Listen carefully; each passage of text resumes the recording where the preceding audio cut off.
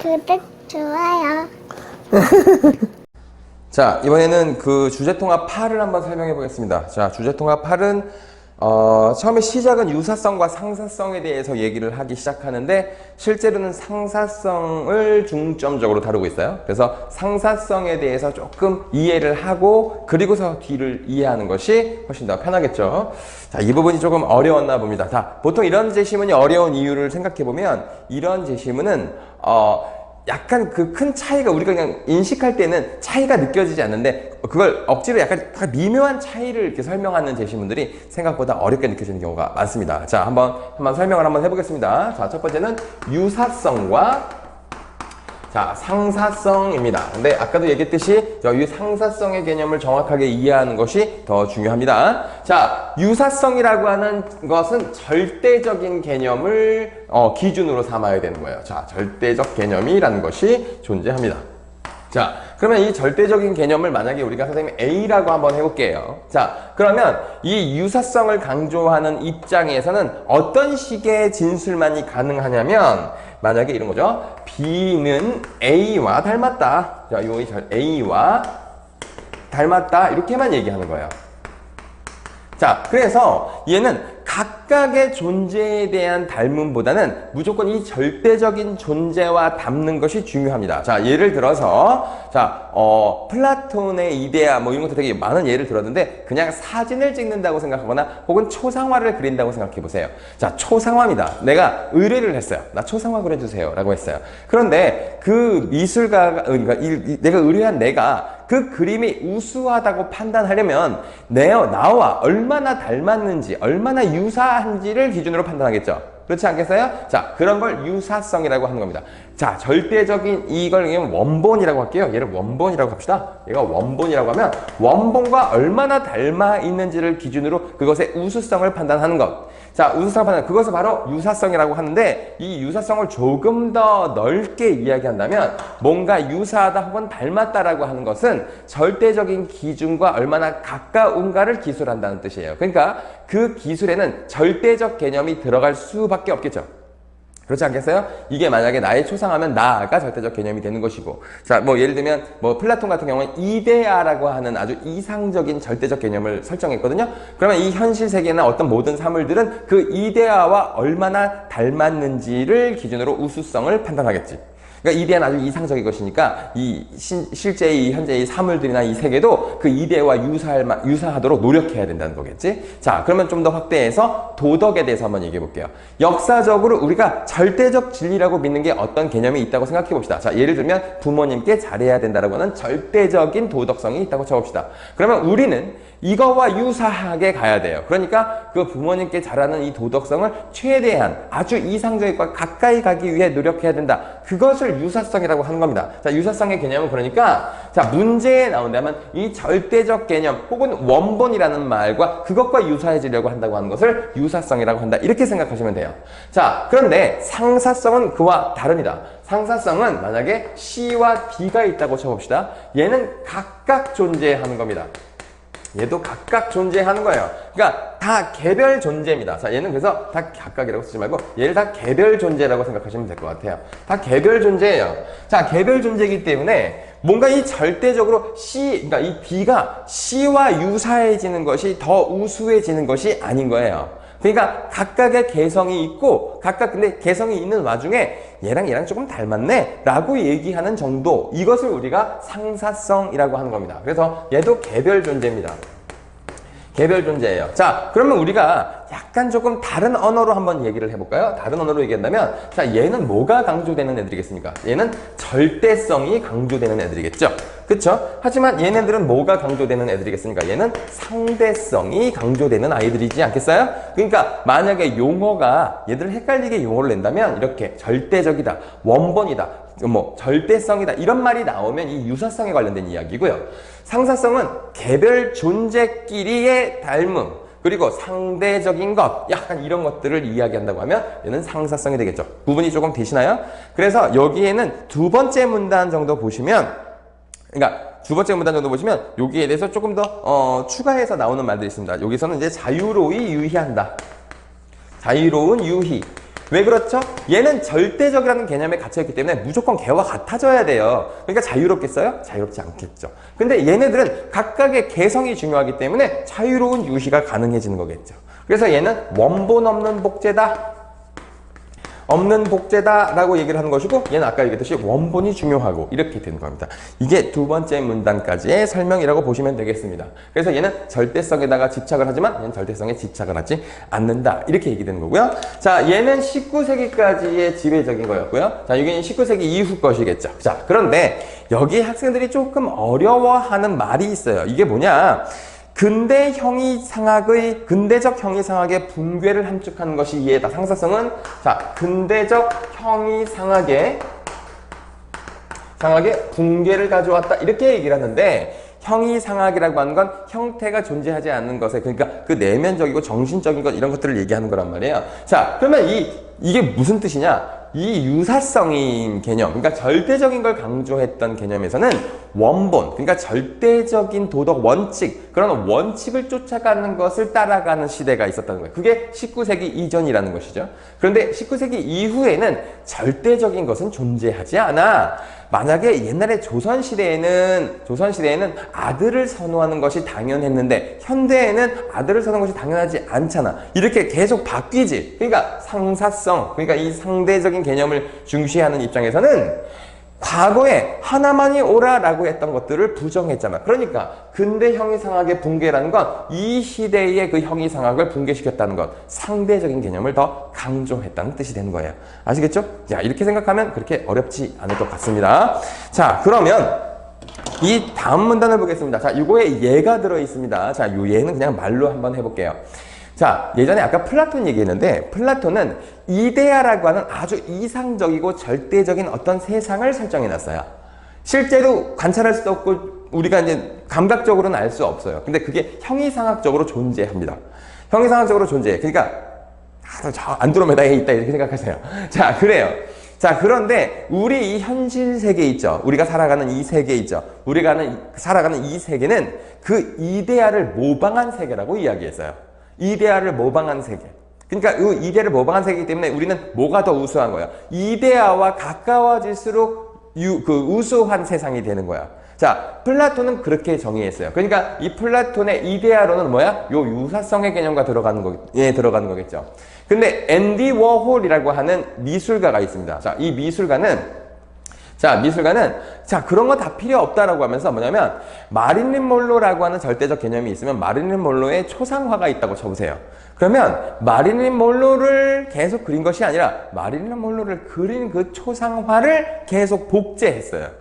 자, 그러니까 얘가 원본이에요? 원본이 아니죠. 자, 원본이 아닌 걸 막 복제하면서 이 대중예술이라는 것이 이렇게 이 절대적 개념과는 거리가 먼 거야 라고 하는 걸 이야기했던 작가가 있습니다. 자, 그 작가를 그러니까 상사성을 강조한 작가라고 볼 수 있겠네요. 자, 이렇게 되는 것인데 좀 다르게 한번 도식화해 볼게요.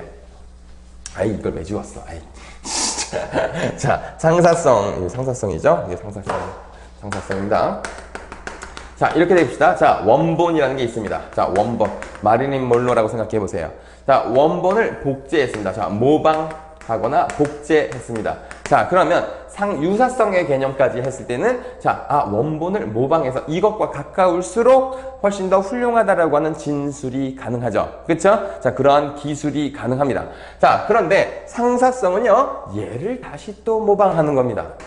얘를 다시 또 모방해요. 그럼 얘는 지금 원본이 모방품이죠. 그치? 그러니까 이렇게 그릴 때 얘를 모방했을 땐 얘는 또 상사성이 되는 거예요. 아시겠어요? 그게 이렇게 한 단계를 거치면 상사성이 됩니다.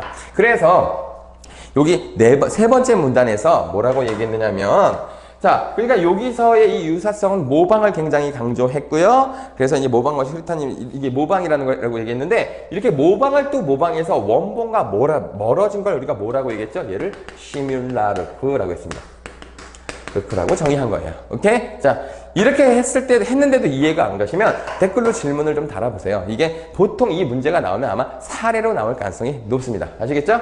자, 그러면 이 부분에서 이제 유사성의 개념은 빠져나갑니다. 유사성의 개념은 빠져나가고, 그러면 우리의 그 과학을 설명할 때, 자, 과학에서 말하고 하는 상사성은 무엇인가 이렇게 이야기를 했거든요. 그게 하나, 둘, 셋, 네 번째 문단부터 설명하고 있는 겁니다. 자, 그러면 이 과학에서 말하는 상사성에는 세 가지가 있다 이렇게 얘기하는 거예요. 자, 첫 번째가 뭐죠? 첫 번째가 기하학적 상사입니다. 자, 기하학적 상사가 있고요. 자, 두 번째는 자, 운동학적 상사가 있습니다.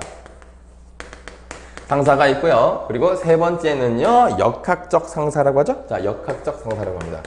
자, 역학적 상사라고 합니다. 자, 아이고. 자, 그런데, 자, 그러면 이거를 설명하기 위해서 필요한 개념을, 이 상사를 설명하기 위해 필요한 개념을 무차원수라고 하는 개념으로 설명한 겁니다. 자, 무차원수가 뭔지 한번 설명해 볼게요. 자, 무차원수라고 하는 건 쉽게 말하면 비율입니다. 비율이에요. 비율. 자, 예를 들면, 자, 이 길이가 만약에 10m라고 하고, 얘를 2m라고 해봅시다. 그러면 10m는 2m의 5배죠. 그쵸? 5배. 5배예요. 그런데 우리가 5배 미터라고 합니까? 아니죠. 얘는 이렇게 이 기본 단위의 비율이기 때문에 단위가 사라지죠. 자, 그걸 우리가 무차원수라고 하는 겁니다. 그러니까 비율을 얘기하는 거예요. 무차원수라고 하는 건. 그러니까 여기서 지금 설명하려고 하는 게 약간 지금 감각적으로 올 겁니다. 뭘 설명하려고 하는 거죠? 닮은 비. 이거 설명하려고 하는 거예요. 닮은 비. 응? 닮은 비를 설명하기 위해서 이 무차원수라는 걸 설명한 겁니다. 자, 그런데 이 무차원수랑 약간 좀 대비하기 위해서 어떤 개념을 설명했냐면 기본 차원이라는 겁니다. 자, 기본 차원, 그 다음에 유도 차원이라고 하는 말을 설명했는데 둘 다 얘들은 기본적으로 차원이라고 하는 걸 갖고 있다. 차원이 뭐야? 단위를 갖고 있다는 뜻입니다. 근데 단위가 아주 기본적인, 그러니까 최초의 단위라고 하면 이걸 기본 차원이라고 하는 것이고 이 차원, 기본 단위를 여러 개 섞어가지고 만든 것을 유도 차원이라고 얘기하는 거예요. 자, 예를 들면 기본 차원 같은 경우는 미터, 리터 이런 것들이 있죠. 그 다음에 온도 이런 애들을 기본 차원이라고 하는 거예요. 근데 유도 차원이라고 하는 건 이걸 갖고 만드는 게 있죠. 예를 들면 그러니까 뭐죠? 밀도 한번 개념 계산해 볼게요. 밀도라고 하는 것은 부피분의 질량이잖아요. 그쵸? 자, 여기 질량이라고 미터 이거 길이 이게 약간 이상하게 썼네. 그쵸? 자, 질량 이렇게 합시다. 자, 질량이 사실 M이죠. 자, 질량이 3이에요. 이게 리터가 아니라 얘는 몰라. 하여튼 기본 차원이라고. 자, 얘를 길이라고 했었어요. 그렇죠? 얘는 리터, 부피라고 했고요. 얘는 온도, 그리고 질량. 내가 선생님 약자를 잘못 썼네요. 약어를 잘못 썼는데. 어쨌든. 자, 그래요. 자, 그러면 이게 질량이라고 할게요. 얘가 질량이고, 부피는 길이에 됩니다. 길이라니까 이거잖아요. 그치? 이렇게 해봅시다. 자, 그러면 부피분의 질량이라고 하면 얘는 위에가 m이고요. 부피가 어떻게 되냐면, 너 세제곱미터, 이런 거 있죠? 세제곱 센티미터 이런 것들 배우잖아요. 그쵸? 얘는 길이의 세제곱이에요. 그렇죠? 자, 그러니까 얘네들은 어떻게 됐어요, 지금? 얘네들이 지금 유도돼서 새로운 차원을 만들어냈죠. 얘를 유도 차원이라고 하는 거예요. 자, 그런데 얘는 그냥 비교 대상일 뿐이에요. 비교 대상일 뿐입니다. 자, 예를 들면, 자, 이렇게 한번 해보세요. 그냥 질량 간의 비를 구한다고 하면은, 자, 이거 질량 간의 비를 구하면 이거 분수로 해볼게요. 밑에도 질량일 것이고 위에도 질량일 것이에요. 그쵸? 이렇게 차원을 맞춰줘야지 비가 나오죠. 길이랑 질량인데 이거 비가 나올 리가 없잖아, 얘들아. 그치? 그러니까 위아래, 그러니까 이게 비율이라고 하면 위아래의 차원이 같아야 돼요. 그렇죠? 단위 맞추는 거야. 단위 맞추는 거야. 그러면 이 유도 차원도 마찬가지지 않겠어요? 자, 얘가 지금 밀도라고 하는 것이 자, L0의 세제곱분의 M1의 세제곱이라고 하면 자, 이 분자도 L2의 세제곱분의 M2의 세제곱 이런 식으로 양쪽이 단위가 맞아져야 되겠죠? 이 맞아져야 뭐가 나온다? 무차원수가 나오는 겁니다. 그렇죠? 비율이니까. 자, 요거가 설명이 되면 하나, 둘, 셋, 네 번째 문단에 대한 설명이 된 겁니다. 자, 이게 유도 차원, 그리고 기본 차원, 유도 차원, 그리고 무차원수. 무차원수는 비율을 뜻하는 것이고 그래서 단위를 맞춰야 된다. 이 차원을 맞춰야 한다.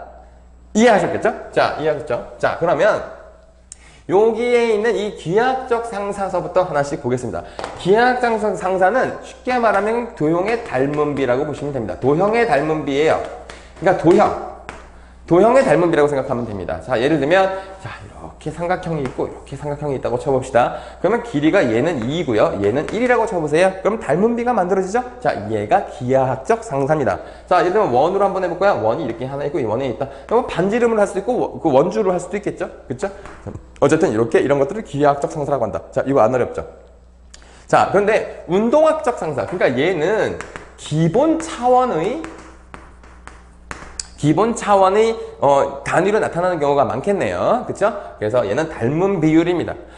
근데 운동학적 상사는 기하학적 상사에다가, 그러니까 여기 기하학적 상사에다가, 여기다 무슨 개념을 쳐? 그러니까 기하학적 상사, 그러니까 닮은 비에다가 뭐까지를 포함한 거냐면 시간의 개념까지를 집어넣은 것을 운동학적 상사라고 합니다. 자, 운동학적 상사 설명해 볼게요. 운동학적 상사는 자, 이렇게 동그란 원통, 여기 지금 얘가 2개가 나와 있습니다. 자, 원통이 2개가 있다고 쳐보세요. 반지름의 길이는 2배 차이가 나는 아이입니다. 자, 그러면 여기서 기하학적 상사를 한번 해볼까요? 자, 반지름의 길이가 2배 차이가 난다. 이것도 기하학적 상사죠. 그렇죠? 자, 그 다음에 여기에 유선이 이렇게 지나간다고 쳐보세요. 자, 이거 바람이 지나가는 거라고 생각하면 됩니다. 자, 바람이 요 지점에서 요 지점, 딱 중앙 합시다. 요 지점에서 요 지점으로 지나가고요. 그 다음에 얘도 요 지점에서 이렇게 돼서 이게 공기의 흐름이에요. 공기의 흐름이 이렇게 지나가면 요 지점에서 요 지점까지 라고 하는 것도 기하학적 상사로 설명할 수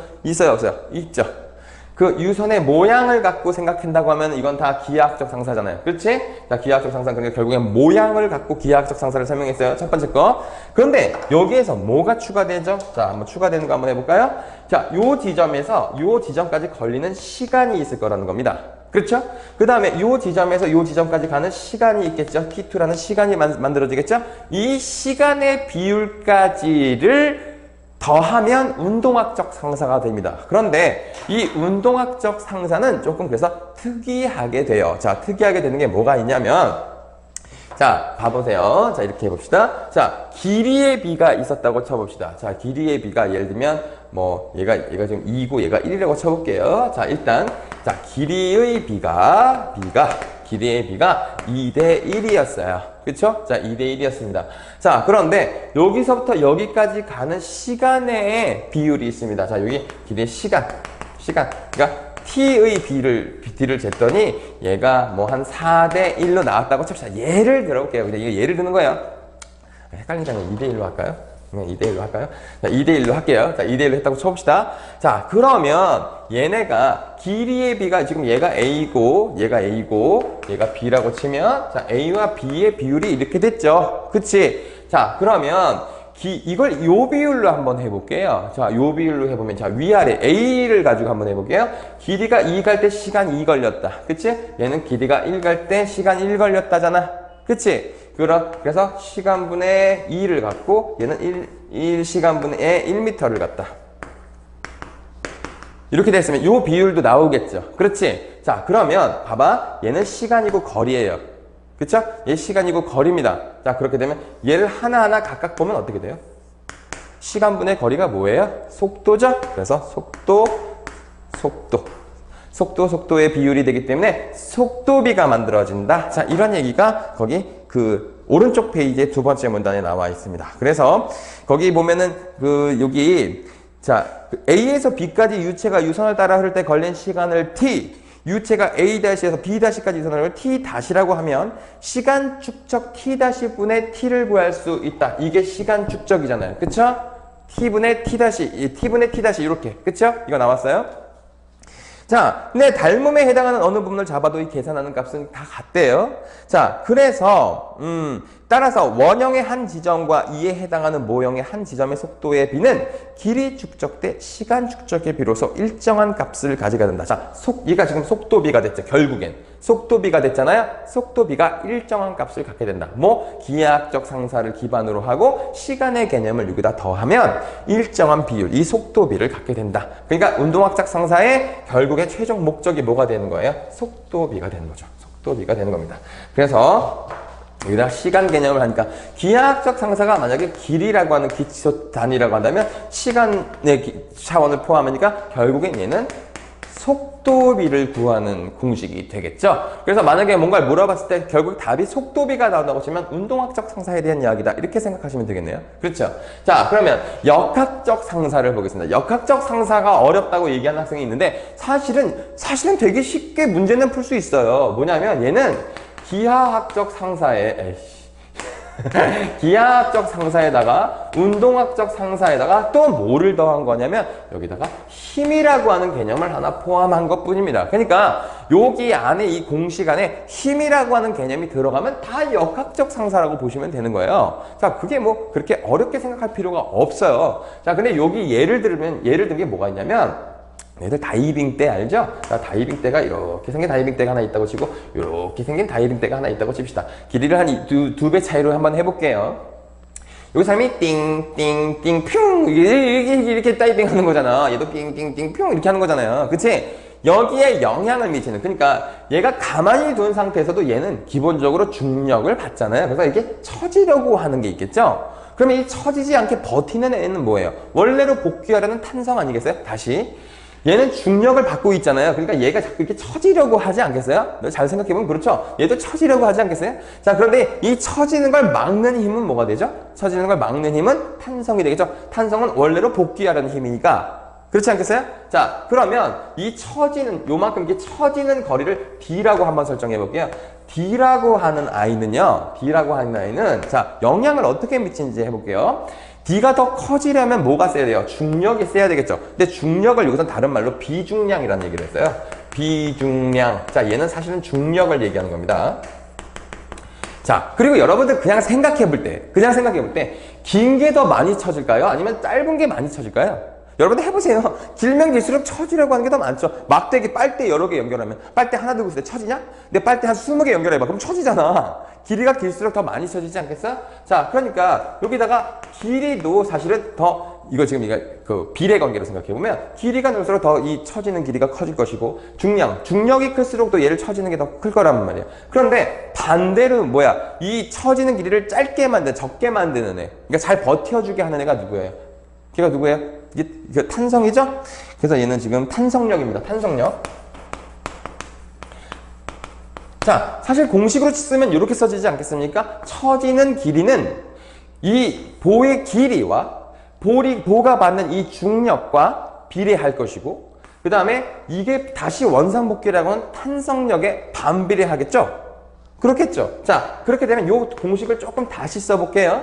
자, 여기 있는 요 길이를, 여기 L이라고 하는데, 요 길이를 이렇게 이쪽 좌변으로 옮겨보겠습니다. D를 L로 나누는 게 되겠죠? 자, 얘는 뭐가 돼요? 비중량. 그러니까 중력이죠? 자, 중력과 탄성력의 비와 닮음이 나타난다. 이렇게 되겠죠? 그쵸? 얘 비율이잖아. 이게 결국엔 이 B라고 하는 것이 이렇게 생긴 애잖아요. 그치? 자, 그 얘기를 한 거예요. 그 얘기를 한 게 그 다음 문단입니다. 그래서 역학적 상사란 힘의 측면에서 닮았다는 의미이다. 결국엔 힘의 비라는 겁니다. 얘는 아까 속도의 비였죠? 얘는 길이와 같은 기본 차원의 비였죠? 얘는 속도의 비죠? 자, 얘는 뭐예요? 힘의 비죠? 그쵸? 그러니까 얘는 결국엔 기본 차원의 비가 되는데 얘네들은 다 유도 차원의 비가 되는 거예요. 그것도 이해하시겠죠? 자, 그래서 결국에 마지막 역학적 상사란 외팔보를 가지고 설명을 하는데, 자, 세 번째 줄부터 볼게요. 마지막 문단 세 번째 줄입니다. 외팔보는 자체의 무게 때문에 끝이 처지는 길이가 요 뒤에요. 자, 처지는데 중력과 왼팔보의 중력과 왼팔보의 탄력성에 따라 처지는 정도가 다르다. 이때 보의 끝부분이 아는 것은 처지면 D는 재질의 탄력성과 보의 길이, 그리고 보기 중력에 받는 힘인 비중량에 의해서 결정한다. 자, 다시 탄성력과 비중량 그리고 길이와 관련이 있는데, 길이는 길수록 더 많이 처지고 비중량도 클수록 더 많이 처지고 탄성력은 클수록 더 적게 처지는 것인가, 이렇게 쓸 수 있잖아요. 그치? 그래서 여기 실제로 이렇게 띄어 읽기로 해보면 이렇게 된 겁니다. D는 재질의 탄력성과 보의 길이, 보가 중력에서 받는 비중량에 의해 결정된다. 사실 이렇게 써 있는 겁니다. 이걸 좀 나눠줬으면 좋았을 텐데, 그쵸? 원형과 모형 차이의 무차원수인 탄력성 대 중력의 비가 같으면 탄력성 대 중력의 비가 같으면, 비중량이 중력이잖아요. 비가 같으면 무차원수인 상대 처짐인 L 대 D는, 자, L 대 D. 이것도 사실 길이고, 요거의 길이도 길이고, 요거 처지는 것도 길이니까 무차원수가 되잖아요. 그쵸? 자, 이 무차원수 상대 처짐은 L분의 D는 원형과 모형이 같게 된다. 이렇게 되는 거죠. 과학에서의 상대성에 대한 논의는 축소 혹은 확대 모형 실험물의 분석에서 많이 쓰이기 때문에 시간을 많이 절약해준다. 자, 결국엔 이겁니다. 자, 이거를 설명한 거예요. 자, 이해하시겠나요? 이 마지막 부분이 조금 어려웠나요? 그러니까 선생님은 이게 뭐가 어려웠는지에 대해서 좀 많이 생각을 해봤는데 이게 그냥 용어들이 조금 많이 나왔기 때문인 것 같아요. 그쵸? 자, 그래서 이제 문제를 한번 보도록 하겠습니다. 자, 문제 4번, 5번을 볼게요. 자, 일단 5번부터 볼게요. 5번. 자, 5번. 자, 이거 좀 지워도 되겠죠? 자, 5번 문제를 보시면요. 내가 아까 무차원수는 뭐가 같아져야 된다고 그랬어요? 무차원수는 그 단위가 같아야 된다는 얘기했던 거 기억하세요? 그쵸? 단위가 같아야 되죠. 그러니까 이 점도의 차원으로 적절한 것은이라고 하면 이 점도가 문제가 아니라 위 분모와 분자의 차원을 맞추는 그걸 한번 해보라는 얘기가 되는 겁니다. 여기 지금 레이놀즈 수라고 하는 게 나와 있는, 자, 여기 레이놀즈 수가 나와요. 자, 레이놀즈 수는 관의 내부 직경인 L, 자, 거기다가 유체의 속도인 L분의 T분의 L이죠? T분의 L이죠? T분의 L. 자, 거기다가 유체의 밀도를 곱한 값이다. 자, 유체의 밀도는 L의 세제곱분의 M. 자, 이렇게 곱하라고 되어 있어요. 그쵸? 이 세 숫자를 곱하라고 되어 있습니다. 자, 이걸 다시 정리해보면 T분의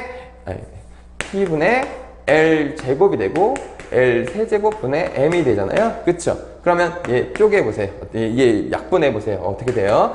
T 곱하기 L만 남고 위에는 M만 남죠? 그치? T 곱하기 L만 남고 위에는 M. 자, 얘가 뭐예요? 얘가 분자잖아요. 자, 그렇지. 자, 그래서 이거의 곱값을 점도로 나누어 구할 수 있다. 자, 얘가 분자고 얘를 점도로 나눠야, 그러니까 이게 실제로 분수잖아요. 그치? 나눠야 구할 수 있다라고 돼 있어요.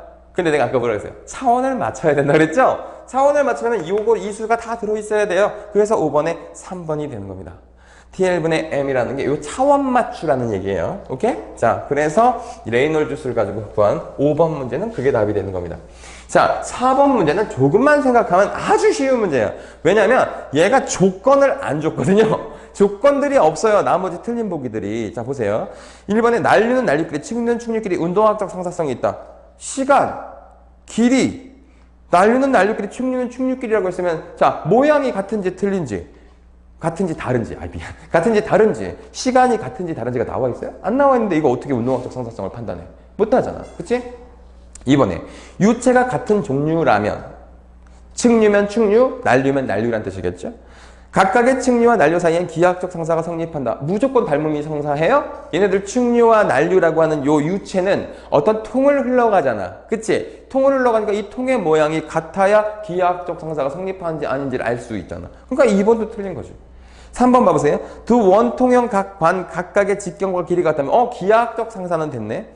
두 간에서 흐르는 유체의 흐름은 역학적 상사이다. 역학적 상사이면 뭐가 포함돼야 돼? 힘이라는 개념을 집어넣어야지 역학적 상사인지를 판단할 수 있잖아. 그래서 길이가 같다면만 갖고는 판단할 수 있는 게 없어요. 만약 여기다가 시간까지 쟀다 하면 운동학적 상사가 되고 거기에 어떤 힘이 들어간지를 알았으면 역학적 상사까지 구할 수 있겠지만 이거는 구할 수 없잖아요. 자료가 부족해서 그래요. 4번 보겠습니다. 관의 모양이 각각 원통형과 사각기둥형일 때, 자, 관의 모양이 다르네요. 그쵸? 두 관 속으로 흐르는 유체의 유속이 같대요. 유속이 같다면 운동학적 상사를 이야기하는 거겠죠? 두 경우는 기하학적 상사이다라고 했는데, 아니, 모양이 원통형과 사각기둥인데 웬 기하학적 상사? 기하학적 상사는 모양 자체는 같아야 되잖아요. 근데 길이는 다르더라도 닮음비가 형성이 돼야 되죠? 같다고 하더라도. 그러니까 어쨌든 다른 모양이잖아. 근데 웬 기하학적 상사? 그러니까 4번 틀렸지. 5번 문제 보세요. 직경이 다른 원통형의 관 속을 물이 흐를 때, 직경이 다르대. 닮음이죠. 모양은 같은데 직경이 다르답니다. 그래서 직경이 다른 원통형의 관 속, 원통형이라고 했으니까 모양은 같고 직경이 다르다는 건 닮음이 형성됐다는 거겠죠? 레이놀즈 수가 같다면, 자, 레이놀즈 수를 정의한 것을 그 위에 있는 보기에 봐보시면 관성력과 점성력의 비라고 되어 있어요. 자, 아까 레이놀즈 수를 다시 정리하면 레이놀즈 수라고 하는 것이 관성력과 관성력과 점성력의 비례합니다. 자, 관성력과 점성력의 비라는 거예요. 관성은 더 잘 흐르게 하는 아이일 거고 점성력은 덜 흐르게 하는 애일 거 아닙니까? 그래서 레이놀주스가 2100 이상에서는 만류가 그리고 100 이하에서는 충류가 형성. 아, 나 이거 거꾸로 썼네 그러면. 거꾸로 썼네. 미안. 자, 점성 그 다음에 관성 이렇게 됐잖아. 자, 여튼 점성력과 관성력이라는 힘의 비율을 따졌기 때문에 얘는 뭐예요? 역학적 상사죠. 그래서 답은 5번입니다. 기하학적 상사이자 역학적 상사. 기하학적 상사 따질 필요가 없죠. 왜? 역학적 상사다라고 하면 운동학적 상사와 기하학적 상사는 다 전제되는 거예요. 그렇죠? 자, 그렇게 하시면 되겠습니다. 아, 이게 생각보다 되게 어려웠나 봐요. 질문이 꽤 많네요. 꽤 많네요. 자, 여기까지 하겠습니다. 이해하셨죠? 네.